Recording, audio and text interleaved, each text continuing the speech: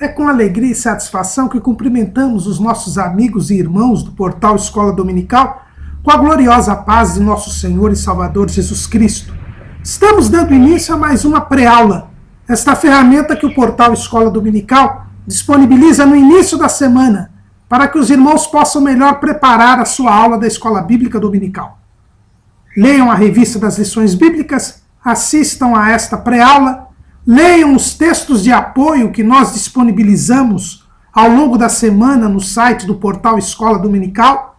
Se tiverem alguma dúvida, acessem a sala dos professores e poste ali a sua pergunta, que a equipe do portal Escola Dominical prontamente estará a responder.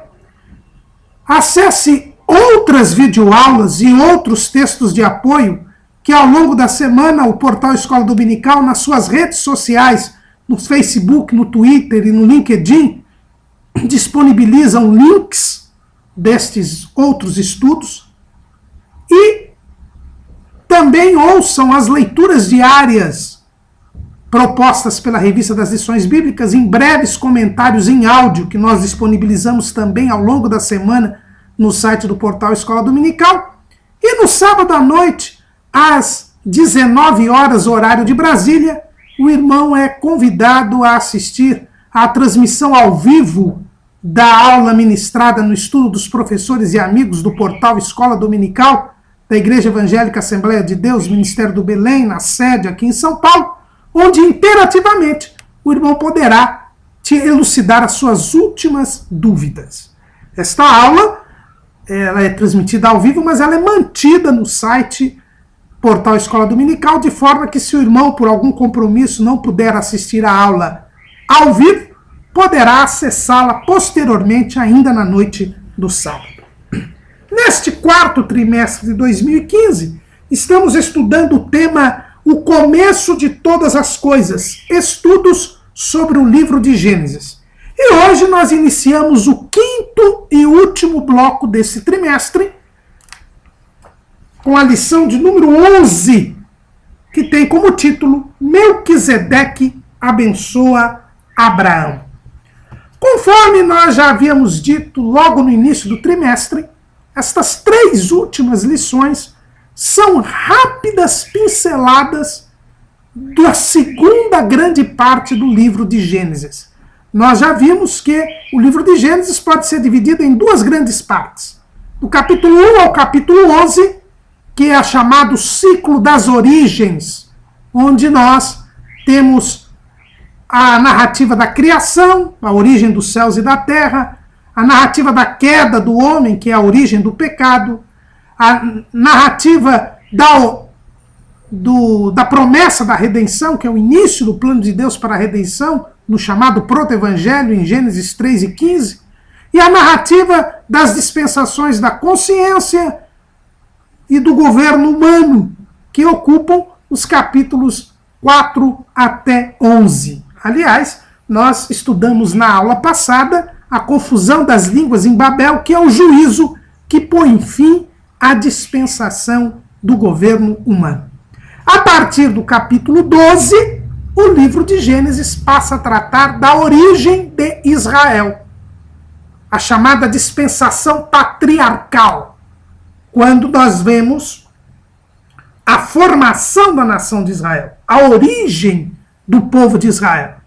E este assunto é tratado no livro do Gênesis do capítulo 12 até o capítulo 50. Logicamente que em 3 lições não se poderia tratar de tantos assuntos. É por isso que o portal Escola Dominical tem disponibilizado ao longo desse trimestre estudos complementares do livro de Gênesis. Nós temos feito videoaulas de nossa lavra, ou da lavra do pastor José Serafim de Oliveira, que é responsável por 6 desses estudos, e do pastor Marcos Alexandre Ferreira, que é responsável por outros 3 estudos. Nós fizemos um total de 12 estudos complementares sobre o livro de Gênesis, exatamente para suprir esta lacuna. melhor teria sido, e aqui uma crítica construtiva à Casa Publicadora das Assembleias de Deus, que o trimestre tivesse tratado apenas dos capítulos 1 a 11 do livro de Gênesis, com a repartição de algumas lições, como a lição da criação, que foi muito longa, e nós não teríamos este problema. Mas, se é o que temos, nós procuramos suprir essas lacunas com estes 12 estudos complementares. Por isso, esta lição de número 11 vai ser um tanto quanto diferenciada. O nosso comentarista optou por tratar única e exclusivamente do episódio que envolve Abraão, então chamado Abrão ainda, e o rei de Salém, Melquisedeque, que é tratado no capítulo 14 do livro do Gênesis, dos versículos 18 até 24, até o final, né, do capítulo 14, dos versículos 18 até o 24. Um simples episódio na vida de Abraão, que é pinçado da história do patriarca Abraão e que é colocada aqui na lição de número 11, gerando efetivamente uma certa lacuna e um grande problema didático. Nós, então, resolvemos, nesta lição de número 11, dar uma sucinta biografia de Abraão, não tão sucinta assim, pois o nosso esboço ficou muito longo, falar sobre a vida de Abraão e depois enfocar a questão deste episódio que é tratado pelo comentarista. Sem minudenciar a vida de Abraão, o que nós fizemos em 4 dos 12 estudos complementares. Então, nesta lição, nós vamos fugir um pouco pela necessidade de sermos didáticos do texto da revista, que só trata do episódio da bênção de Abraão por Melquisedeque. Nós vamos falar da vida de Abraão, ainda que não minudenciando os aspectos da vida, e se alguém quiser o detalhamento, nós convidamos que veja os 4 primeiros estudos complementares que o portal Escola Dominical colocou neste trimestre, que trata da vida de Abraão, e no final iremos falar um pouco sobre o episódio envolvendo Abraão e Melquisedeque.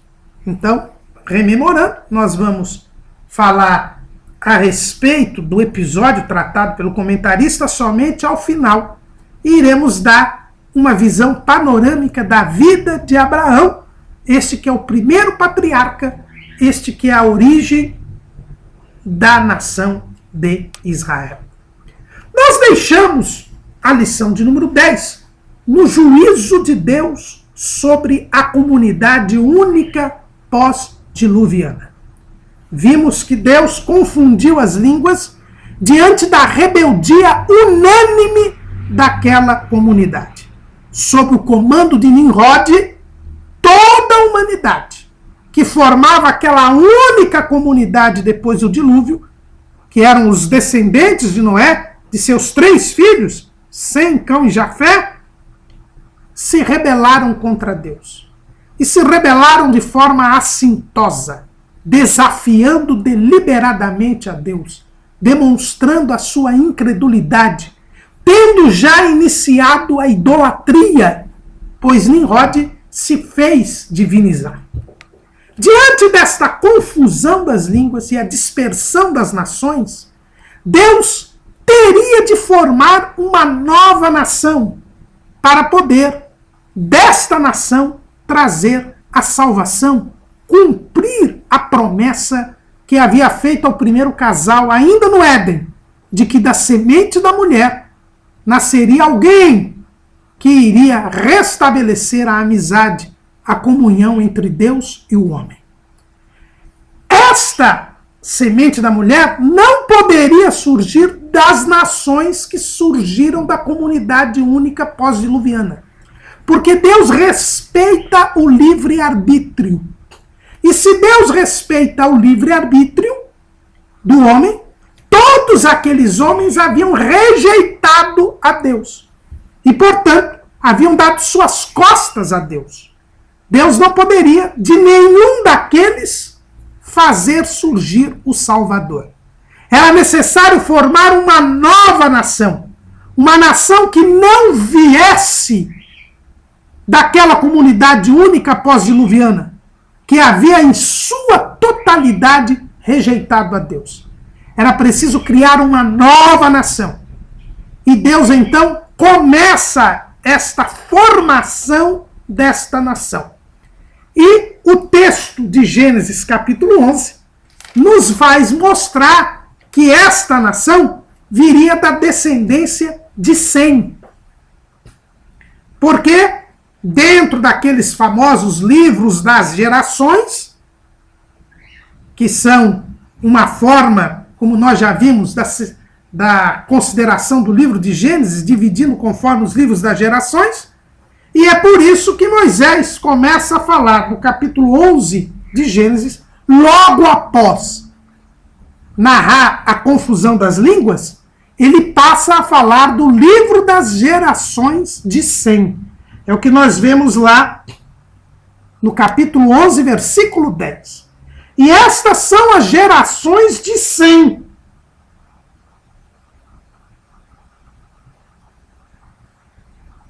Sem era da idade de 100 anos e gerou a Arfaxade 2 anos depois do dilúvio. Por que Deus escolheu a descendência de Sem para dali formar a nova nação de onde viria o Salvador?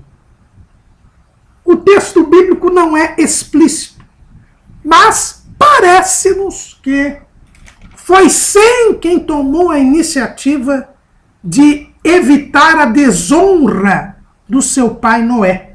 Lá no capítulo 9 de Gênesis, nós vemos o texto dizendo: então tomaram Sem e Jafé uma capa e puseram-na sobre ambos os seus ombros, e indo virados para trás, cobriram a nudez do seu pai, e os seus rostos eram virados de maneira que não viram a nudez do seu pai. Então parece indicar que Sem tomou a iniciativa. Ao receber a notícia de que Noé havia se embriagado e estava nu, Sem tomou a iniciativa de evitar a desonra do seu pai.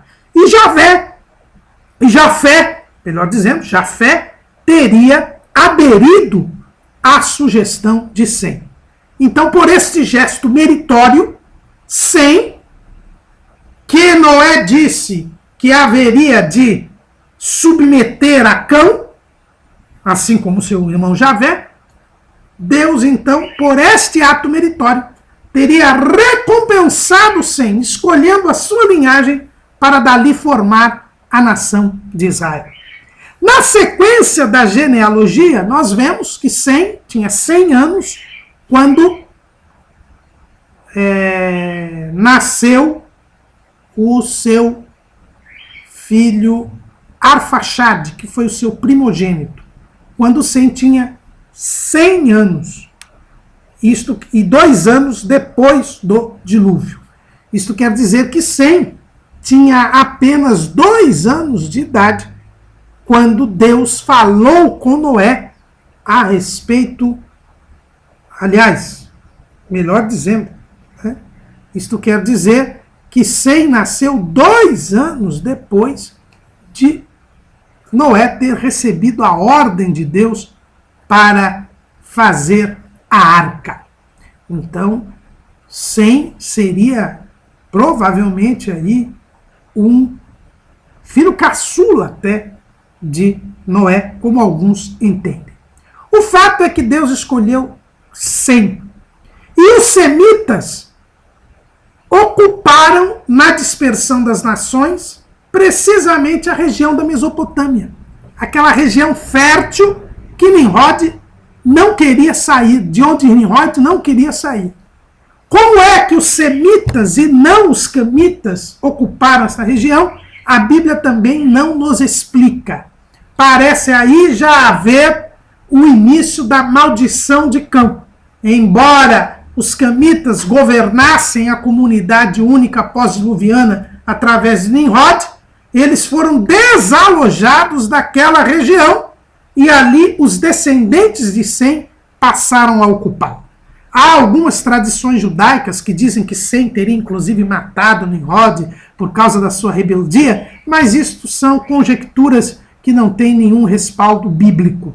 De qualquer maneira, o fato dos semitas terem permanecido nesta região fértil já era uma demonstração de que Deus estava a escolher a linhagem de Sem para dela formar a nova nação. Segundo a genealogia, nós temos um espaço de mais ou menos 392 anos entre o nascimento de Arfaxad, entre o dilúvio e o nascimento de Abrão. É verdade que o texto bíblico apenas diz que Terá tinha 70 anos quando já tinha 3 filhos, Abrão, Naor e Harã. É o que nós vemos lá em Gênesis 11 e 26. E viveu Terá 70 anos e gerou a Abrão e a Naor e a Harã. E aí nós temos uma nova geração. E estas são as gerações de Terá ou Tera. Tera gerou Abrão, Naor e Harã. E Harã gerou a Ló. Então não há, ao contrário dos outros pais, não há um texto bíblico explícito que diz que Tera teve Abrão quando este já tinha 70 anos. Na verdade, quando ele tinha 70 anos, ele já tinha esses 3 filhos, Abrão, Naor e Harã. Então, há mais ou menos 392 anos foi o tempo dentro do dilúvio até o nascimento de Abrão. Abrão nasce em Ur dos Caldeus. Isto nós vemos claramente quando a Bíblia diz que Tera, que era o seu pai, morava em Ur dos Caldeus. Pois no capítulo 11, versículo 31, é dito que Tera saiu de Ur dos Caldeus. Ur dos Caldeus, a cidade mencionada aqui na Bíblia Sagrada, foi descoberta pelos arqueólogos e foi considerada uma das mais antigas metrópoles do mundo. Ur dos Caldeus, que ficava ali na região da Mesopotâmia, uma cidade que surgiu depois da dispersão das nações, era uma das grandes e mais antigas cidades do mundo conhecido. Diz a arqueologia e o confirma. A arqueologia que confirma o texto bíblico. E lá, Abrão nasceu. Ur era idólatra.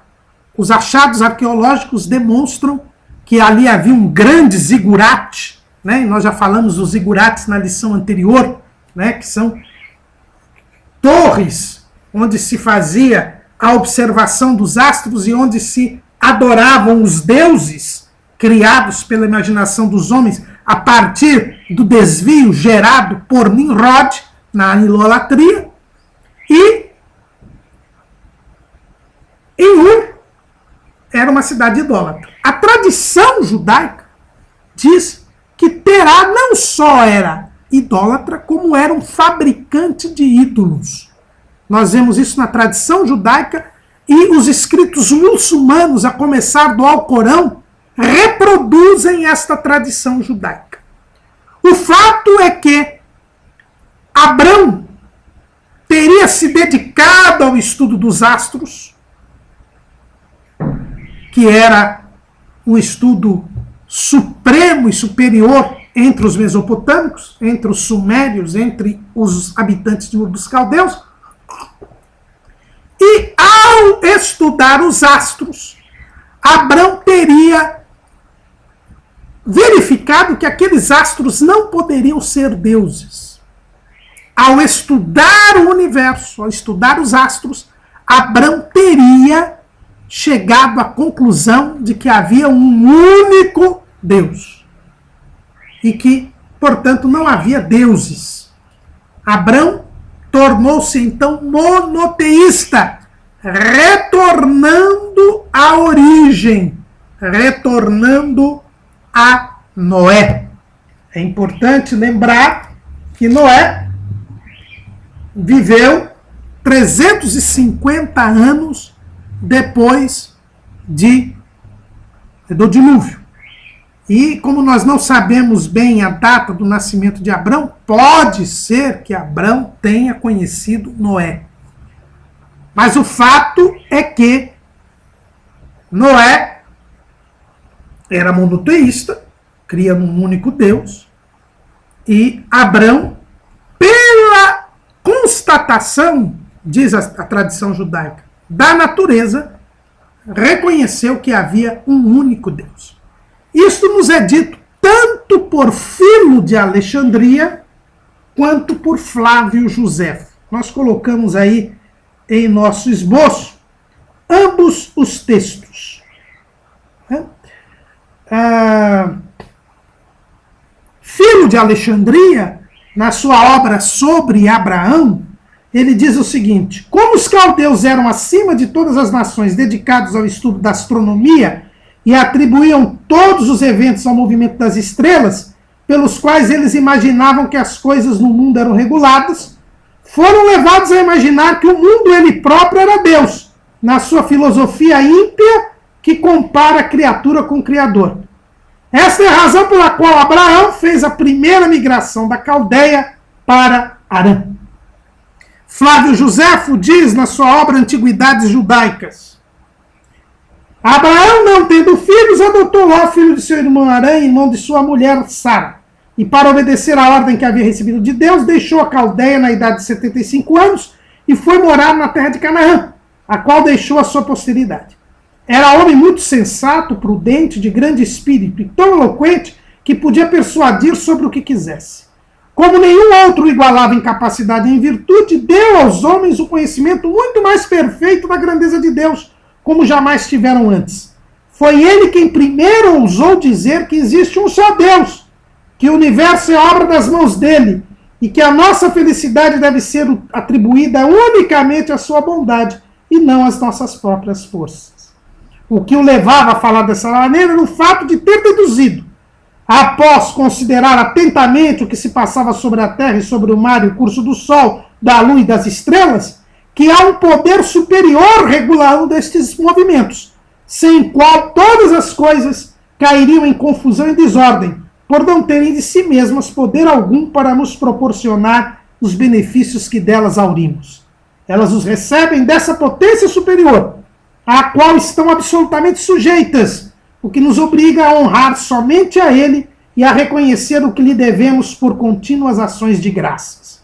Os caldeus e os outros povos da Mesopotâmia, não podendo tolerar as palavras de Abraão, levantaram-se contra ele. Assim, por ordem e com o auxílio de Deus, ele saiu do país para ir morar na terra de Canaã. Então, tanto Filo de Alexandria quanto Flávio Josefo mostram que Abraão, analisando a natureza, as coisas criadas, os astros celestes, chegou à conclusão de que havia um único Deus e que não se poderia crer nas divindades criadas pelos povos, inclusive o povo de Ur dos Caldeus. E isso nos faz lembrar o que nós vemos lá em Romanos, no capítulo 1 e no versículo 18. Porque do céu se manifesta a ira de Deus sobre toda a impiedade e injustiça dos homens que detêm a verdade em injustiça. Porque o que de Deus se pode conhecer, nele se manifesta, porque Deus o manifestou. Porque as suas coisas invisíveis, desde a criação do mundo, tanto o seu eterno poder como a sua divindade, se entendem e claramente se veem pelas coisas que estão criadas, para que eles fiquem inexcusáveis. Abraão creu em Deus a partir da contemplação da natureza, da revelação de Deus pela natureza, e chegou à conclusão de que havia um único Deus. E isto fez entrar em atrito tanto com seu pai Terá, quanto com o povo de Ur dos Caldeus. Aqui as tradições se conflitam. Existem escritos tradicionais judaicos que dizem que Abraão convenceu seu pai Terá a respeito da unicidade de Deus, da existência de um único Deus. Outros entendem que Terá não se convenceu e também se voltou contra o seu filho Abrão. Outros entendem que num primeiro momento Terá teria se convencido e depois voltou à sua posição original de idolatria. O fato é que foi em razão deste atrito que Abrão e o seu próprio pai Terá saíram de Ur dos Caldeus e foram para Harã. Mas em Ur dos Caldeus ainda, Deus falou com Abrão. Nós sabemos que Deus falou com Abrão em Ur dos Caldeus, lá no livro de Atos, no capítulo 7,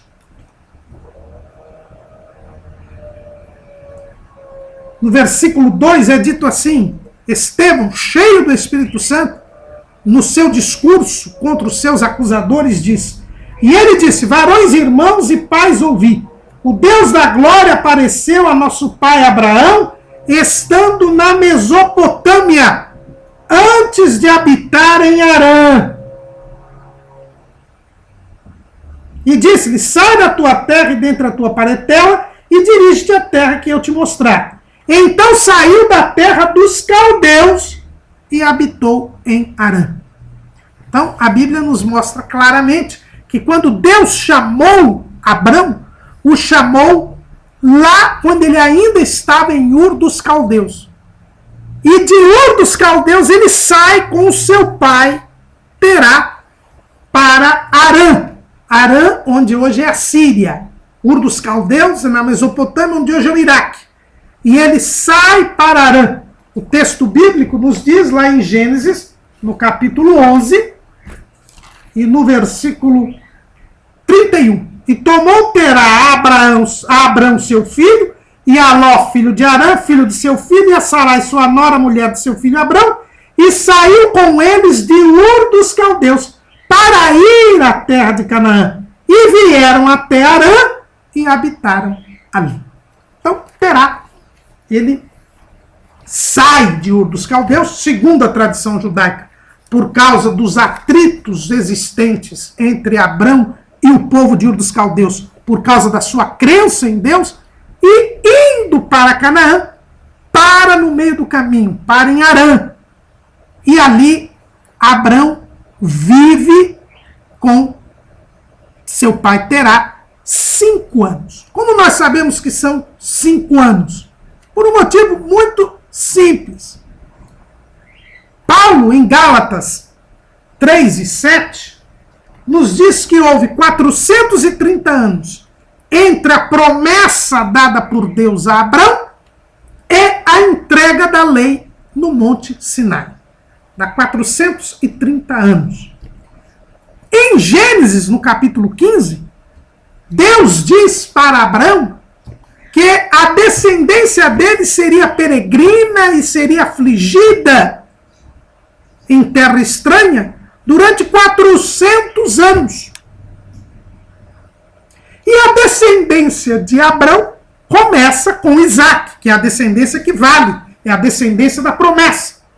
E Abrão teve Isaac quando tinha 100 anos. Ou seja, os 430 anos entre a chamada de Abrão até a entrega da lei do Monte Sinai, 400 seriam de peregrinação e aflição. Ou seja, da descendência. E a descendência começa 30 anos depois. Então, houve 430 anos entre a chamada de Abrão até a entrega da lei no Monte Sinai. Esses 430 anos faz com que a descendência de Isaac, de Abraão, começasse nos 400 anos. Ou seja, essa descendência começa 30 anos depois da chamada. Ora, como Abraão teve Isaac com 100 anos, isto quer dizer que a chamada se deu 30 anos antes, com 70 anos. E a Bíblia nos fala que com 75 anos de idade é que Abraão deixa Harã para partir para a terra de Canaã. Isso nós vemos lá em Gênesis 12 e 4. Assim partiu Abrão, como o Senhor lhe tinha dito, e foi Ló com ele. E era Abrão da idade de 75 anos, quando saiu de Harã. Portanto, dos 70 aos 75 anos, Abrão ficou com o seu pai Terá, na cidade de Harã. Mas quando Deus se revela a Abrão, ainda em Ur dos Caldeus, Deus traz uma promessa para Abrão. Gênesis capítulo 12. Ora, o Senhor disse a Abrão: sai-te da tua terra e da tua parentela e da casa de teu pai para a terra que eu te mostrarei. E far-te-ei uma grande nação, e abençoar-te-ei e engrandecerei o teu nome, e tu serás uma bênção. E abençoarei os que te abençoarem, e amaldiçoarei os que te amaldiçoarem, e em ti serão benditas todas as famílias da terra. Abrão havia crido que havia um único Deus. Abrão havia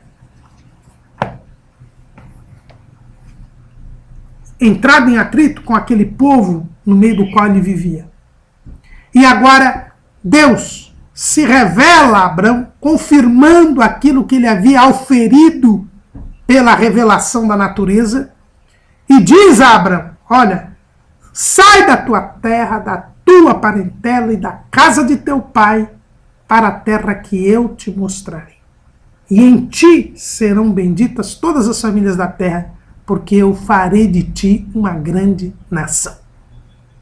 Estas palavras de Deus, esta promessa de Deus, mostra qual era o objetivo da chamada de Abrão. Era formar esta nação de onde viria a semente da mulher, que traria a bênção para todas as famílias da terra. Deus confirma com Abrão a sua promessa da redenção e manda que Abrão saísse do meio da sua terra, da sua parentela e da casa do seu pai. Mas a ordem que Deus dá a Abrão não é cumprida imediatamente. Isso nos mostra que a fé, ela tem que se desenvolver, ela tem que crescer. Jesus disse que a fé é como grão de mostarda. É o que nós vemos lá em Mateus capítulo 17, versículo 20. Em Mateus capítulo 17, versículo 20, Jesus disse: e Jesus lhes disse: por causa da vossa pouca fé, porque em verdade vos digo que se tiverdes fé como um grão de mostarda, direis a este monte: passa daqui para colar, e há de passar, e nada vos será impossível. O que nós vemos aqui é que a fé deve ser como um grão de mostarda. Lá em Lucas capítulo 17, versículo 1 a 7, aliás, 1 a 6, nos diz o seguinte: o Senhor: e disse aos discípulos: é impossível que não venham escândalos, mas ai daquele por quem vierem. Melhor lhe fora que lhe pusessem um pescoço uma mó de atafona e fosse lançado ao mar do que fazer tropeçar um desses pequenos. Olhai por vós mesmos, e se teu irmão pecar contra ti, repreende-o, e se ele se arrepender, perdoe-lhe. E se pecar contra ti 7 vezes no dia, e 7 vezes no dia vier ter contigo, dizendo arrependo-me, perdoe. Disseram então os apóstolos ao Senhor: acrescenta-nos a fé. E disse o Senhor: se tivesses fé como um grão de mostarda, dirias a esta moreira: desarraiga-te daqui e planta-te no mar, e ela vos obedeceria. A fé é como um grão de mostarda, e o grão de mostarda é a mais diminuta das sementes, mas dá origem à maior das hortaliças. Jesus não diz que a gente tem que ter a fé do tamanho de um grão de mostarda, mas ter fé como o grão de mostarda. Isso significa que a nossa fé pode desenvolver. E é o que nós vemos em Abraão. Abraão é chamado pai da fé. Ele é a referência bíblica para a fé. E a sua fé começou diminuta. Tanto que primeiro Abraão deixou a sua terra, mas não deixou a casa do seu pai, nem a sua parentela. 5 anos depois, é que ele deixa Harã, ele deixa a casa do seu pai, mas ainda leva Ló com ele, que fazia parte da parentela. Então, Abraão foi crescendo na fé ao longo da sua intimidade com Deus. E é isto que nós aprendemos com Abraão. Ele vai crescendo em fé. Quando ele está no ápice da sua fé, é o momento em que ele oferece Isaque em sacrifício. E nós lembramos de Abraão, sempre Abraão, quando ele oferece Isaque em sacrifício. Mas nós devemos observar que para chegar a este nível de fé, Abraão teve que andar longos e longos anos com Deus. Não sabemos com que idade Isaque foi oferecido, mas é certo que pelo menos uns 45 anos, se Isaque tinha apenas 15 anos, como alguns entendem, pelo menos 45 anos, Abraão teve que aprender a andar com Deus para ter aquela fé robusta. Deus queria formar uma nova nação, para dela vir o Salvador diante da rejeição da comunidade única pós-diluviana. Ele escolhe a linhagem de Sem, depois ele se revela a Abraão, primeiro pela natureza, e quando Abraão chega à constatação de que há um único Deus, o próprio Deus lhe manda sair da terra, da sua parentela e da casa do seu pai, para dele formar uma grande nação, na qual seriam benditas todas as famílias da terra. Vista esta chamada de Abraão, sucintamente, podemos ver algumas lições que nós podemos ter com esta chamada de Abraão. Em primeiro lugar, que quem chamou Abraão foi Deus. A chamada vem de Deus. É Deus quem está dando continuidade ao seu plano de salvação. A salvação sempre tem origem em Deus. Em segundo lugar, quando se atende ao chamado de Deus, é preciso romper com a vida antiga. Deus chamou Abraão para dele formar uma nova nação. Mas para isso ele tinha que romper com a sua terra, com a sua parentela e com a casa de seu pai. Isso nos ensina que para pertencermos ao povo de Deus, nós temos que romper com o passado, romper com o pecado. Não podemos nos tornar membros do povo de Deus, que hoje é a igreja, continuando a ser gentios ou judeus. Terceiro ponto que nós aprendemos aqui na chamada de Abraão. Eu preciso abandonar, renunciar a tudo e crer em Deus para poder caminhar com Deus. Abraão tinha reconhecido que há apenas um Deus. Mas Deus agora se revela a ele e diz, para me seguir, você tem que renunciar a tudo. É o que Jesus nos ensina. Quem não se nega a si mesmo, toma sua cruz, não pode me seguir. Quem não renuncia não pode ser meu discípulo, disse o Senhor Jesus. E é isso que Abraão nos ensina na sua chamada. É preciso que nós renunciemos às concupiscências mundanas e ao mundo. É o que Paulo fala lá em Tito, no capítulo 2, no versículo 11. Porque a graça de Deus se há manifestado, trazendo salvação a todos os homens, ensinando-nos que, renunciando à impiedade e às concupiscências mundanas, vivamos neste presente século sóbria e justa e piamente. A quarta lição que nós temos da chamada de Abraão é que a chamada tem que seguir um modo estabelecido por Deus.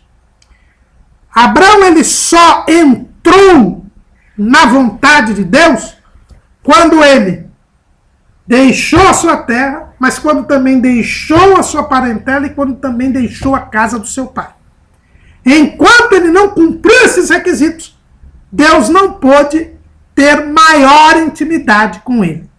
Primeiro, Abraão demorou 5 anos para deixar a casa do seu pai. Quando deixou a casa de seu pai, ele precisou depois deixar Ló também. Enquanto não deixou Ló, Deus não renovou a sua promessa com ele, Deus não estreitou os laços de intimidade com Abraão. É preciso que façamos a vontade de Deus plenamente, agindo como Deus quer, cumprindo a sua ordem do modo por ele estabelecido. E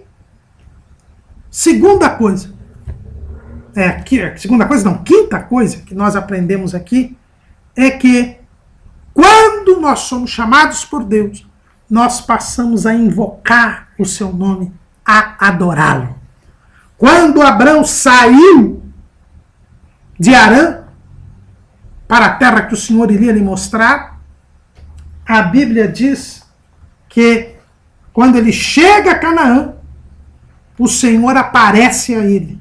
Capítulo 12, versículo 7. E apareceu o Senhor a Abraão e disse: a tua semente darei esta terra. E edificou ali um altar ao Senhor que lhe aparecera.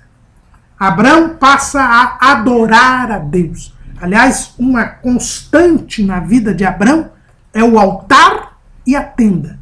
O altar onde ele adorava a Deus, a tenda mostrando o seu desprendimento das coisas terrenas.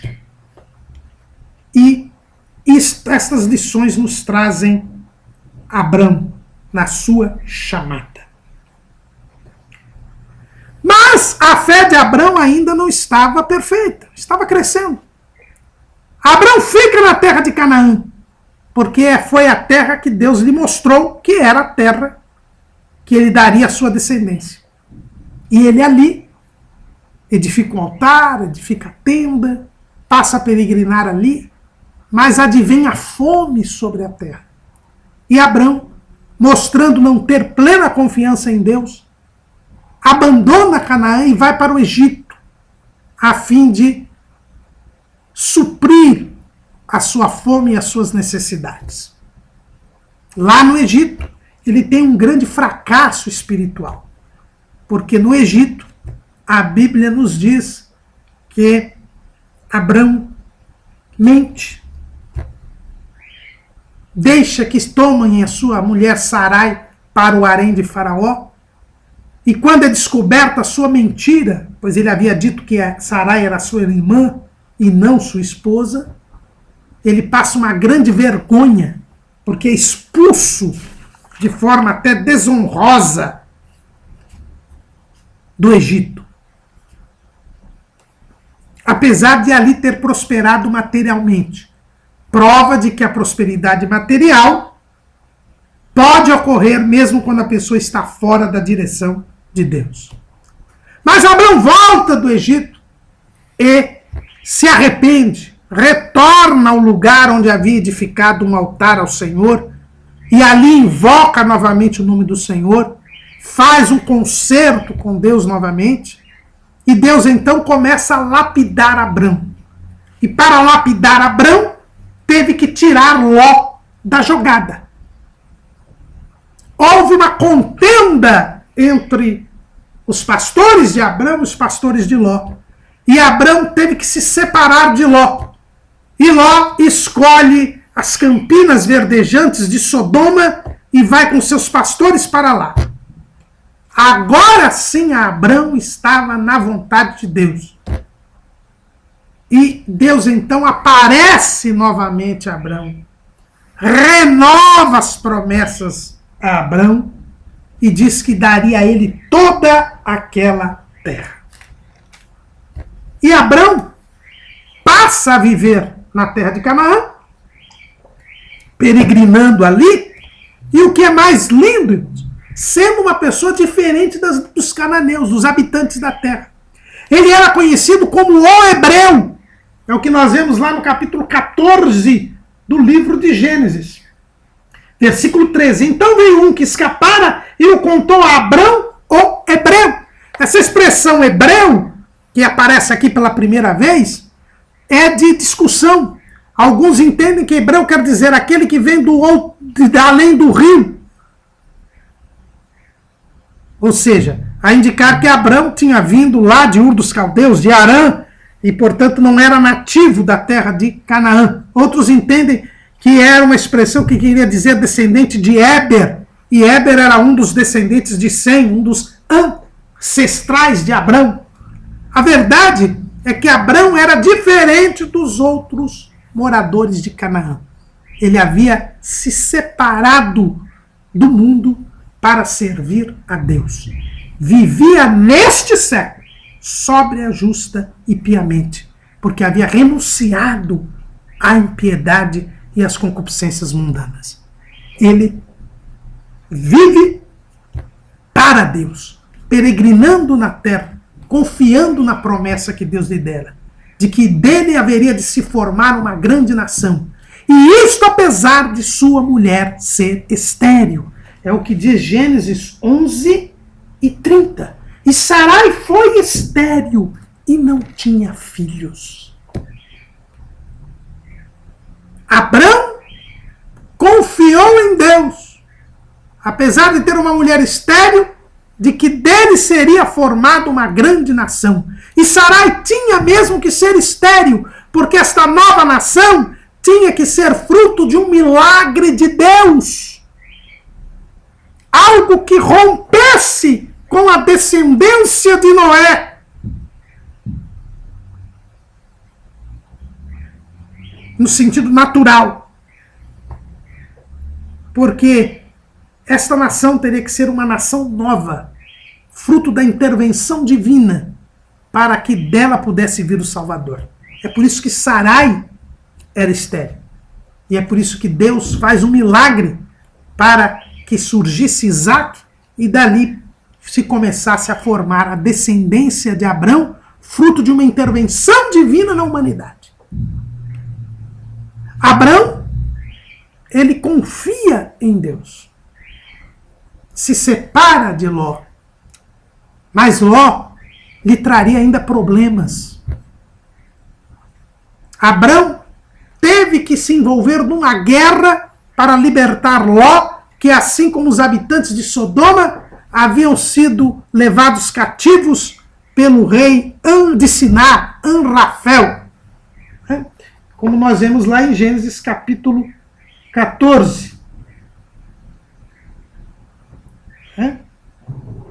Aliás, o rei Quedorlaomer, o rei Quedorlaomer, nos dias do rei de Sinar, Anrafel, vai e guerreia contra os reis de Sodoma, Gomorra, Adimá, Zeboim e Zoar, que haviam se rebelado contra ele. Ele que dominava a região. Ló é levado cativo e Abrão, então, é obrigado a entrar nessa guerra para livrar o seu sobrinho Ló. E aí nós vemos o caráter bom de Abrão. Abrão havia se separado de Ló, entendendo a vontade de Deus, mas não havia tido qualquer ressentimento, qualquer rancor contra Ló, porque a fé produz o amor e o amor fraternal. E então Abrão arrisca sua própria vida para libertar Ló. E nós vamos falar disso no final da aula, mais detidamente, porque aí nós temos o episódio tratado pelo nosso comentarista, o episódio do encontro de Melquisedeque e Abrão. A verdade é que, depois desta guerra, Abrão, ele tem nova aparição de Deus, porque na bênção de Melquisedeque para Abrão, Deus confirma que Abrão havia entrado naquela guerra na direção divina. Mas, depois desta guerra, depois de Abrão ter recusado os despojos de Sodoma, Deus aparece novamente a Abrão, porque ele há um aumento na fé. Quando ele faz o bem buscando Ló, ele tem um crescimento na fé. E Deus então aparece a Abraão e renova as promessas, lá em Gênesis 15. Depois destas coisas veio a palavra do Senhor a Abraão em visão, dizendo: não temas, Abraão, eu sou o teu escudo, o teu grandíssimo galardão.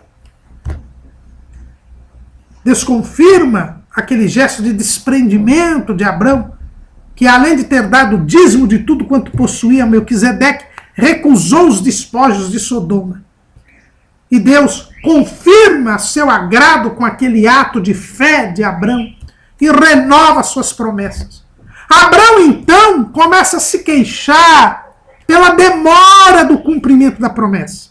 E indaga a Deus se o seu descendente não seria o seu servo Damasceno Eliezer.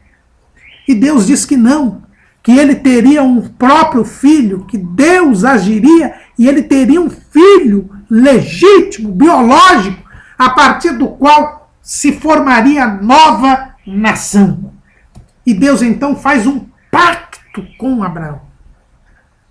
Ele faz um pacto com Abraão e manda que ele ofereça um sacrifício. E neste sacrifício nós temos algumas lições importantes. Em primeiro lugar, quando Deus manda que Abraão ofereça um sacrifício e manda que ele corte os animais pelo meio, nós vemos que Deus, querendo confirmar a sua promessa com Abraão, usa de um expediente que era comum naquele tempo, do juramento. Por que Deus jura se ele não precisa jurar? Ele jurou para que Abraão tivesse uma confirmação e para que a fé de Abraão aumentasse. Deus usa sempre os dados culturais para se comunicar com o homem. É por isso que na Bíblia nós temos o antropomorfismo, né? Deus assumindo aspectos da figura humana, né? Para que nós entendamos o que Deus quer dizer. Deus se reduz ao homem, ao entendimento do homem, para se fazer compreendido. Deus quer ser compreendido pelo homem. A segunda lição que nós aprendemos do sacrifício oferecido por Abraão a Deus é de que a fé precisa ser demonstrada e confirmada por obras. Deus mandou que Abraão fizesse o sacrifício e Abraão teve que se esforçar para que os animais, as aves de rapina, não comessem o seu sacrifício durante um bom tempo. Isso nos mostra que a fé é demonstrada pelas obras. As obras não salvam ninguém, mas a fé do salvo produz boas obras. Também nós vemos nesse sacrifício que a intimidade com Deus nos leva a uma dimensão espiritual diferenciada. Deus se apresenta naquele sacrifício como um fogo, confirma com juramento a sua promessa a Abraão e lhe revela coisas futuras a respeito da sua descendência, de quanto tempo duraria esta peregrinação até que a promessa de Deus se cumprisse. Leva Abraão a um novo patamar, a uma dimensão espiritual diferenciada, e é por isso que Abraão é chamado de profeta. É a primeira pessoa na Bíblia que é chamada de profeta, porque a intimidade com Deus nos leva a uma dimensão espiritual diferenciada. Também esse sacrifício de Abraão a Deus mostra que a vida com Deus tem lutas e dificuldades. Abraão teve que enfrentar as trevas, Abraão teve que enfrentar as aves de rapina, até ter aquele momento de revelação com Deus. É o que Jesus nos ensina: no mundo tereis aflições. E por fim,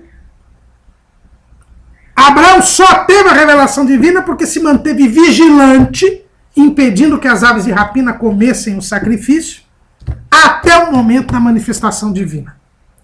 É por isso que Jesus nos ensina: vigiai e orai. E as coisas que eu vos digo a todos, digo, vigiai. Somente vigilantes chegaremos até a Sião celestial. Somente vigilantes nós conseguiremos ver Deus na sua glória no dia do arrebatamento da igreja. Parecia que Abraão estava já no ápice da fé, mas não estava. Logo em seguida, no capítulo 16, nós vemos um novo deslize de Abraão.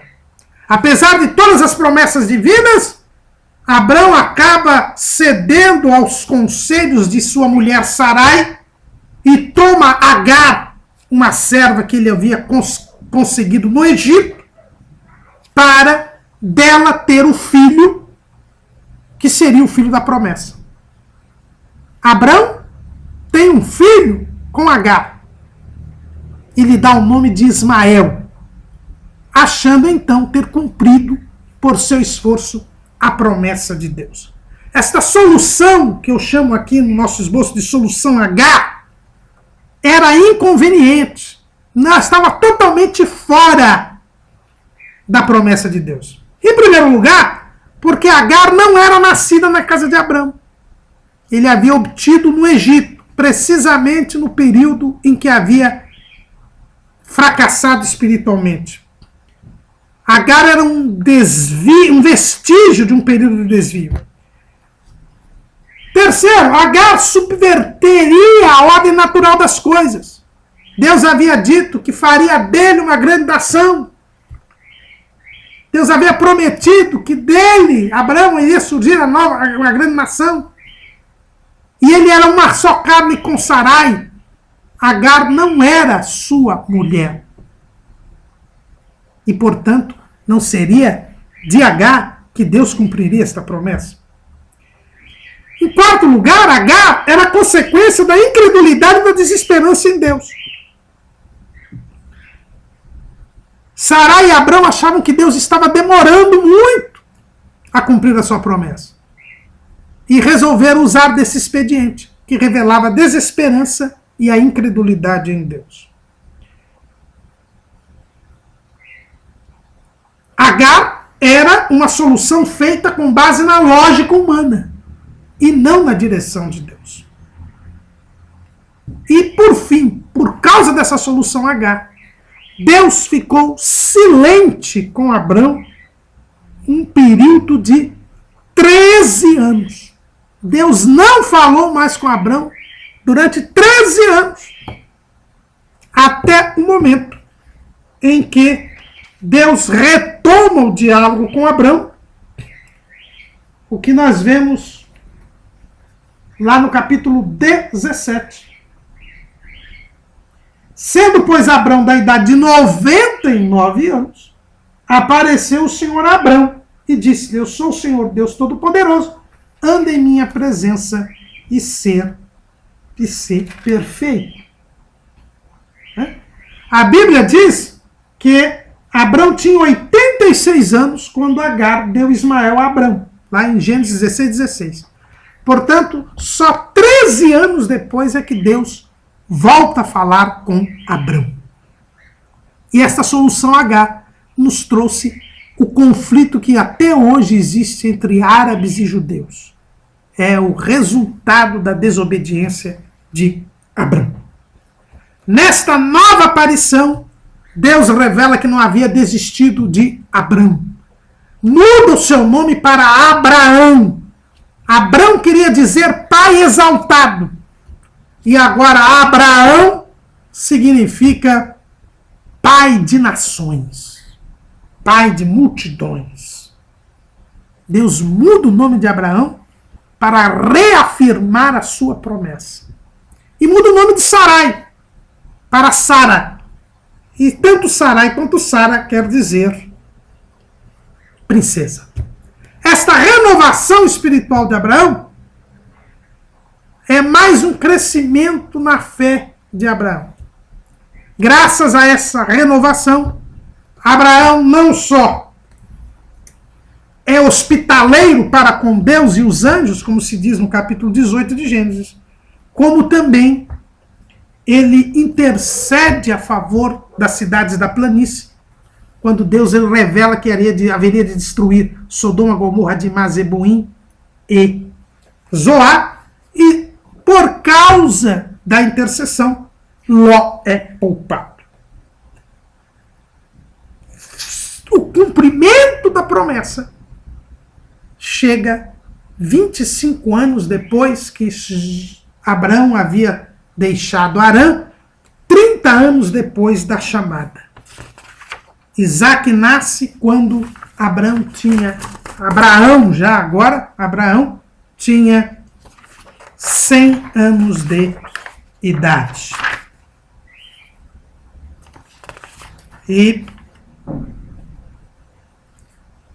ao nascimento de Isaac, segue-se a necessária separação de Agar e de Ismael da casa de Abraão. Deus promete que de Ismael faria uma grande nação, mas ele não herdaria com o filho da promessa. Deus, então, faz a prova final com Abraão. Quando Isaac tinha uma idade que nós não sabemos qual era, Deus manda que Abraão oferecesse Isaac em sacrifício. E Abraão, obedientemente, assim como o próprio Isaac, vão ao Monte Moriá. E Abraão oferece Isaac em sacrifício. A Bíblia diz que no momento em que Abraão ia sacrificar Isaac, Deus vem, fala ao patriarca, diz para que ele não fizesse isso e renova as promessas com Abraão e com Isaac. E nesta oportunidade, Abraão, segundo o Senhor Jesus, lá no Evangelho, segundo escreveu João, no capítulo 8, no versículo 56, Abraão pôde contemplar o sacrifício do Calvário, pôde ver como Deus iria tornar todas as famílias da terra benditas na sua descendência. É o que diz o Senhor Jesus, 8,56. Abraão, vosso pai, exultou por ver o meu dia, e viu e alegrou-se. O episódio do sacrifício de Isaac por Abraão é rememorado toda a celebração da Páscoa pelos judeus. E os próprios judeus assim confirmam que a Páscoa tem ligação com o sacrifício de Isaac por Abraão, e nós sabemos que a Páscoa prefigura a morte de Cristo, a redenção da humanidade. E assim se confirma, pela própria tradição judaica, se confirma o que Jesus disse aos judeus, de que Abraão viu o dia de Jesus e viu a confirmação no ápice da sua fé. E não é por outro motivo que depois de morto, Abraão é colocado como o inspetor superintendente do seio de Abraão, onde estavam os justos que morreram na esperança da vinda da semente da mulher, da vinda do Messias, de onde Abraão saiu apenas quando Cristo, sendo a mansão dos mortos, leva os justos do seio de Abraão para o terceiro céu, para o paraíso.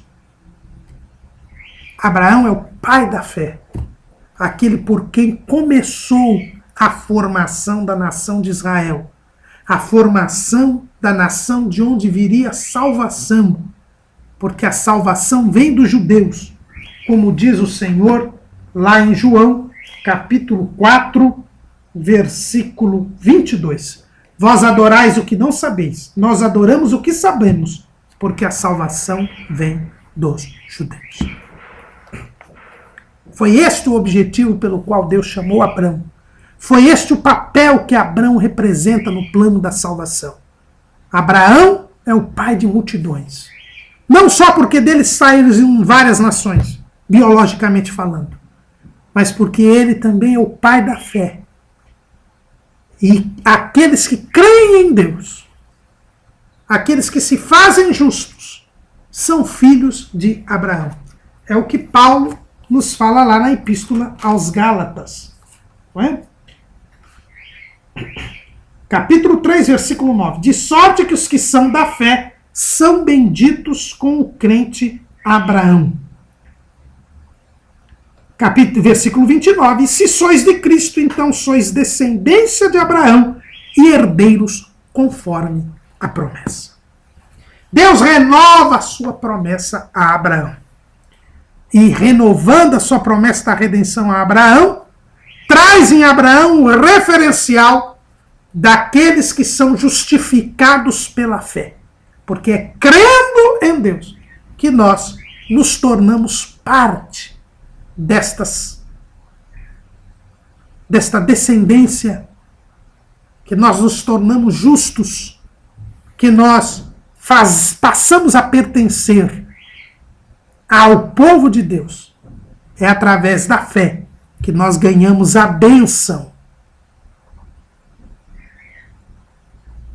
de todas as famílias da terra, que é o descendente de Abraão, que é Jesus Cristo.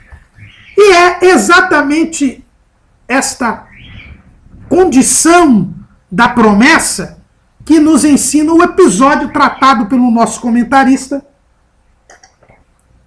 que é a bênção de Melquisedeque, de Abraão por Melquisedeque.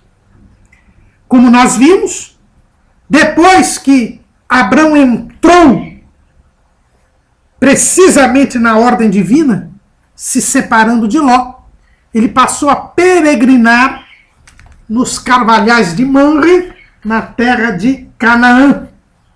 E houve uma guerra na terra de Canaã. Uma guerra de 4 reis contra 5. Nos dias de Anrafel, rei de Sinar, houve uma guerra em que Quedar-Laomer, rei de Elão, fez guerra contra os reis das cidades da planície, da região que hoje é do Mar Morto, Sodoma, Gomorra, Adimá, Zeboim e Zoar. Estes reis estavam sob o domínio de Quedar-Laomer, e romperam com Quedar-Laomer. E Quedar-Laomer então vem e invade a região das cidades da planície, subjuga todos os seus moradores e leva cativos, inclusive Ló, que havia ido morar em Sodoma. Quando Abrão recebe a notícia, ele arma seus 318 criados na sua casa e vai ao embate contra Quedar-Laomer, vence a guerra, liberta Ló e todos os cativos. O rei de Sodoma, então, vai ao encontro de Abrão. Ele havia fugido junto com o rei de Gomorra e, ao saber do resultado da guerra, vai ao encontro de Abrão.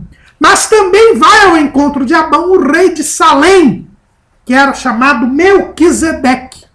Melquisedeque quer dizer rei de justiça. É o que nós vemos lá em Hebreus, capítulo 7, versículo 4. Diz assim o escritor aos Hebreus: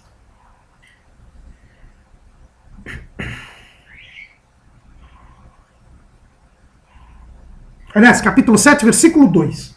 A quem também Abraão deu o dízimo de tudo, e primeiramente é, por interpretação, rei de justiça, e depois também rei de Salém, que é rei de paz. Salém quer dizer paz. E ele era rei de Salém, que é considerada a cidade de Jerusalém. E naquele tempo se chamava Salém, que é, portanto, ele era o rei de paz, da cidade chamada Paz. Mas o seu nome Melquisedeque quer dizer rei de justiça. Então Melquisedeque é uma figura histórica, não é anjo nem o Senhor Jesus. Tem muita gente que anda dizendo por aí que Melquisedeque era um anjo, ou que Melquisedeque era o próprio Senhor Jesus, porque a Bíblia diz que ele não tinha genealogia. Não, Melquisedeque era um ser humano. O escritor aos Hebreus diz que ele não tem genealogia porque o texto bíblico não narra a sua genealogia. Só diz que ele era rei de Salém e após a guerra, da qual ele não tomou parte, ele vai ao encontro de Abraão. E ao chegar ao encontro de Abrão, que ainda se chamava Abrão, ele era rei de Salém e era rei de paz, e o seu nome quer dizer rei de justiça. Então, Melquisedeque, ele reúne a justiça e a paz, que é exatamente o que havia sido prometido por Deus no Éden. Quando ele promete à semente da mulher que restabeleceria a amizade entre Deus e os homens, nós estamos falando de justiça e de paz. Porque paz, no sentido hebraico, shalom, quer dizer comunhão, completude. A semente da mulher traria novamente a paz entre Deus e os homens. E isso através da justiça. Porque o pecado é injustiça. E eu precisaria da justiça para satisfazer a justiça de Deus, para que eu tivesse esta paz. É o que Paulo diz lá em Romanos, no capítulo 5, no versículo 1. Sendo, pois, justificados pela fé, temos paz com Deus por nosso Senhor Jesus Cristo. Então, Melquisedeque é uma figura de Cristo. Porque ele reúne no seu nome e no seu cargo a justiça e a paz. E mais, a Bíblia diz que ele era sacerdote do Deus Altíssimo. Não só Abrão tinha tido a revelação de Deus pela natureza, Melquisedeque também servia a Deus. Ele era o sacerdote do Deus Altíssimo. E ele vem ao encontro de Abrão e traz pão e vinho. E come e bebe com Abrão. Este gesto de trazer pão e vinho significa comunhão. Melquisedeque veio ao encontro de Abrão para mostrar que tem comunhão com ele, porque eles serviam ao mesmo Deus. E Melquisedeque abençoa Abrão, porque ele era sacerdote do Deus Altíssimo. E ele abençoa Abrão. E Abrão aceita esta bênção, porque havia comunhão entre eles. Ambos tinham o Espírito de Deus. E aí nós verificamos que a comunhão se dá pelo Espírito de Deus. Apesar de culturas diferentes, apesar de modos de viver diferentes, quem está em comunhão com Deus, a comunhão é estabelecida pelo Espírito Santo. É por isso que nós sentimos comunhão com pessoas que nós nunca conhecemos, mas que servem ao mesmo Deus que nós. Abraão pôde sentir pelo Espírito de Deus que Melquisedeque era sacerdote do Deus Altíssimo, que serviam ao mesmo Deus, ao único Deus, e por isso eles comeram e beberam, porque tinham comunhão. Isso mostra que aqueles que são descendentes de Abraão, por Cristo Jesus, herdeiros conforme a promessa, têm comunhão entre si. E esta comunhão é demonstrada pelo pão e o vinho, que simboliza a própria ceia do Senhor. É por isso que nós devemos participar frequentemente da ceia do Senhor, para dizer que estamos em comunhão com Deus e com os nossos irmãos. Abrão e Melquisedeque estavam em comunhão com Deus, mas tinham comunhão também entre si. E Melquisedeque abençoa Abrão. Isto porque na comunhão entre os irmãos há a bênção de Deus. Nós recebemos a bênção de Cristo pela comunhão que temos com Deus e com os nossos irmãos. Porque quando os irmãos vivem em união, ali ordena o Senhor a bênção e a vida para sempre, como diz o Salmo 133. Comunhão e união que é feita pelo Espírito Santo. E é por isso que o próprio Salmo 133 fala do óleo que desce sobre a cabeça e sobre a barba de Arão e vai até a orla dos seus vestidos. Quando nós estamos em comunhão com Deus, o Espírito Santo está em nós e nós podemos ter comunhão uns com os outros pelo Espírito Santo. E ali o Senhor ordena a bênção e a vida para sempre. Melquisedeque, como sacerdote, abençoa Abraão. Abraão aceita esta bênção. E daí nós temos a sublimidade do sacerdócio de Melquisedeque. É aí que nós vamos entender o que o salmista diz no Salmo 110, no versículo 4. O escritor aos Hebreus nos demonstra, nos explica esta palavra profética do salmista. No Salmo 110, versículo 4, assim diz Davi: jurou o Senhor e não se arrependerá. Tu és um sacerdote eterno, segundo a ordem de Melquisedeque. Esse sacerdócio de Melquisedeque é um sacerdócio pela fé. É um sacerdócio superior ao sacerdócio que seria estabelecido na lei de Moisés. Porque o sacerdócio estabelecido na lei de Moisés seria resultado da incredulidade de Israel. Porque a lei só veio a Israel por causa da incredulidade de Israel. Como Israel não creu em Deus, como Abraão creu. Isto lhe foi imputado por justiça. E não creu em Deus, porque da saída do Egito até a chegada ao Monte Sinai, por 7 vezes, Deus provou a fé dos israelitas e eles fracassaram em confiar e crer em Deus. Então nós temos aqui que o sacerdócio levítico foi resultado deste fracasso de Israel. E vamos dizer mais, não só do fracasso da incredulidade que deu a lei, mas do próprio fracasso do bezerro de ouro. Porque Israel foi constituída como reino sacerdotal. Na própria promulgação da lei, como nós vemos lá em Êxodo, no capítulo 24. Em Êxodo, capítulo 24,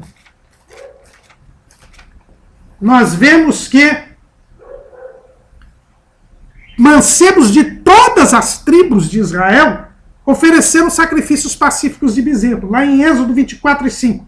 E enviou certos mancebos dos filhos de Israel, os quais ofereceram holocaustos e sacrificaram ao Senhor sacrifícios pacíficos de bezerros.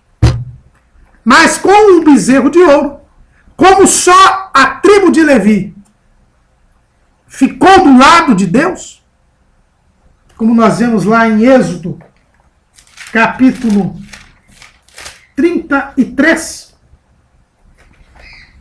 Êxodo, capítulo 33. Aliás, 32. Versículo 28. 26. Pôs-se em pé Moisés na porta do arraial e disse: quem é do Senhor, vem a mim. Então se ajuntaram a ele todos os filhos de Levi. É por isso que os filhos de Levi passaram para ele o sacerdócio levítico, fruto de mais este fracasso da própria incredulidade de Israel, inclusive no cumprimento da lei. Mas Davi, no Salmo 110, diz que o Messias seria do sacerdócio superior, que é o sacerdócio segundo a ordem de Melquisedeque, o sacerdócio da fé, daquele que faz a vontade de Deus. E Melquisedeque era sacerdote do Deus Altíssimo, e ele vem e abençoa Abraão, e portanto, como diz o próprio escritor aos Hebreus, que sem contradição alguma, o menor é abençoado pelo maior. É esse sacerdócio da fé, esse sacerdócio superior, segundo a ordem de Melquisedeque, que abençoa Abraão. E nesta bênção, Melquisedeque nos traz algumas importantes lições. Vamos ler o texto aqui em Gênesis capítulo 14. E Melquisedeque, rei de Salém, trouxe pão e vinho, e era este sacerdote do Deus Altíssimo. E abençoou-o e disse: bendito seja Abrão do Deus Altíssimo, o possuidor dos céus e da terra. E bendito seja o Deus Altíssimo que entregou os teus inimigos nas tuas mãos e deu-lhe o dízimo de tudo. Abrão é abençoado por Melquisedeque. Em primeiro lugar, nesta bênção, Melquisedeque diz que Abrão era do Deus Altíssimo. Melquisedeque reconhece que Abrão era propriedade de Deus. Nós somos de Deus. Pertencemos a Deus e aceitamos a sua soberania. É por isso que Jesus nos ensinou a orar: venha o teu reino. Paulo, escrevendo lá em 1 Coríntios, no capítulo 1, no versículo 30, ele diz assim: mas vós sois dele, em Jesus Cristo, o qual para nós foi feito por Deus sabedoria, justiça e santificação e redenção. Nós somos de Deus. É isso que Melquisedeque diz em primeiro lugar a Abrão: você é de Deus. Em segundo lugar, ele diz que o Deus Altíssimo era o possuidor dos céus e da terra. Ele confirma a fé de Abrão num único Deus, naquele que tem todas as coisas, que criou todas as coisas. Melquisedeque aqui confirma a Abrão a sua crença que ele havia tido pela revelação da natureza. E Deus então mostra, por fim, a Melquisedeque, a Abrão, por intermédio de Melquisedeque: e bendito seja o Deus Altíssimo que entregou os teus inimigos nas tuas mãos. Melquisedeque mostra a Abrão que ele havia vencido a batalha por intervenção divina. Deus não é só transcendente. Ele não é só o criador de todas as coisas, está além da criação. Coisa que Abrão já tinha aprendido ainda em Ur dos Caldeus. Mas agora Abrão fica sabendo que Deus é imanente. Ele intervém para cumprir as suas promessas. Ele intervém neste mundo. E aí Abrão tem a consciência renovada. E pode se lembrar que foi Deus quem o fez sair do Egito, impondo pragas para que Faraó descobrisse a mentira de Abrão. Foi a Deus que havia separado a Ló do próprio Abrão. Abrão fica sabendo que Deus intervém na história, no mundo, para fazer cumprir a sua promessa, para fazer valer a sua vontade. E Abrão, ao reconhecer isso, ao aprender isso, ele se desprende do seu patrimônio. Ele dá o dízimo de tudo a Melquisedeque, reconhecendo a soberania desse sacerdócio, reconhecendo a soberania de Deus.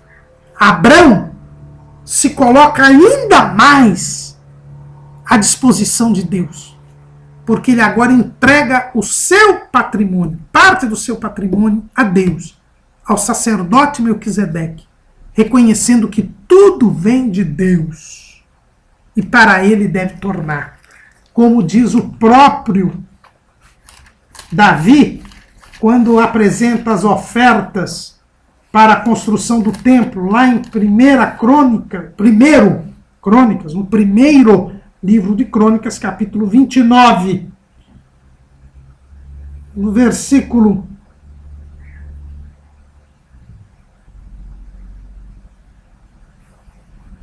20, no capítulo 29, no versículo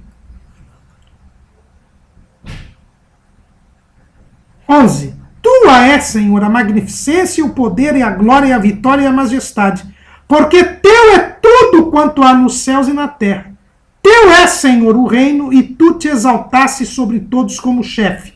E riquezas e glória vêm de diante de ti, e tu dominas sobre tudo, e na tua mão há força e poder, e na tua mão está o engrandecer e dar força a tudo. Agora, pois, ó Deus nosso, graças te damos e louvamos o nome da tua glória. Porque quem sou eu e quem é o meu povo que tivéssemos poder para tão voluntariamente dar semelhantes coisas?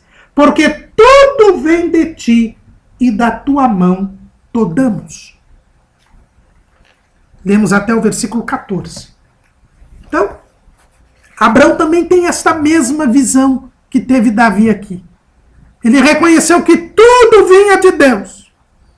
Ele que havia prosperado no Egito, quando estava fora da direção de Deus. Ele que havia prosperado em Harã, quando ainda estava fora da direção de Deus. Ele reconhece que tudo vem de Deus. E ele então submete também o seu patrimônio a Deus, dando o dízimo de tudo a Melquisedeque. E olha, irmãos, que ele deu do seu patrimônio, não foi despojo de guerra. Tem gente por aí que é contra o dízimo, dizendo que tudo que Abraão deu foi o dízimo dos despojos. Ele não aceitou os despojos da guerra. Como nós vemos na sequência do texto. Quando o rei de Sodoma lhe oferece todas as coisas que ele havia trazido. E o rei de Sodoma, Bera, só queria as almas. E Abraão diz que não queria nada dos despojos. Embora deixasse que os seus aliados, Aner, Manre e Escol, tirassem os despojos se eles assim o desejassem. Então, ele tornou do seu próprio patrimônio. E aqui nós vemos que o dízimo é um ato de fé, que vem antes da lei, que está dentro da aliança da promessa que é superior à lei, e que revela a submissão nossa a Deus. O reconhecimento da soberania de Deus, de que todas as coisas materiais que temos vêm dele, e por isso nós devemos dar a ele. Reconhecendo isto, na 10ª parte no dízimo. Melquisedeque, figura de Cristo. Cristo que abençoa Abraão. Cristo que estabelece uma aliança com Deus com base na fé. Cristo que é superior à lei de Moisés. Cristo que faz com que sejamos abençoados quando estamos em comunhão com Deus e com os nossos irmãos. Cristo que quer que nós sejamos submissos a Ele em tudo, inclusive nas coisas materiais. Esta bonita lição que o episódio de Abraão e Melquisedeque nos traz. Abraão crescer um pouco mais na fé e se tornar assim o primeiro patriarca, a origem da nação de Israel. Amém.